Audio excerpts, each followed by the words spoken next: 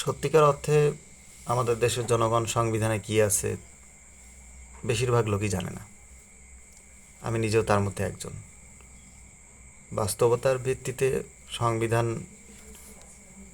মানে আমি যেটা বুঝি সেটা হচ্ছে আমাদের মাথা নিচু করা পররাষ্ট্রনীতি।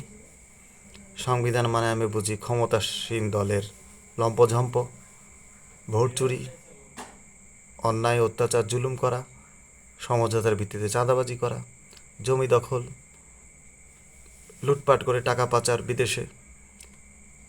সংবিধান মানে আমি বুঝি যোগ্য লোক নিয়োগ না দিয়ে রাজনৈতিক পরিচয়ে চাকরি দেওয়া।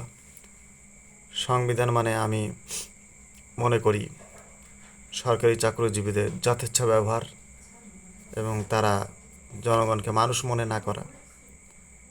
সংবিধান আসলে আমাদের কি দিছে? আমাদের নেতাদেরকে প্রভুর আসনে বসিয়েছে এবং জনগণকে চাকর, বাকর, কুকুর এবং ভিক্ষুকে পরিণত করছে। আমরা কি চাই? আমরা মূলত শান্তি চাই, আমরা নিরাপত্তা চাই, আমরা খাদ্য নিরাপত্তা চাই এবং আমাদের ন্যায় বিচার আমরা চাই। যখন আমরা এগুলো দেখব আমরা ভালো পাচ্ছি, আমরা ভালো আছি, তখন আমরা বুঝবো একটা ভালো সংবিধান বর্তমানে আমাদের দেশে আছে।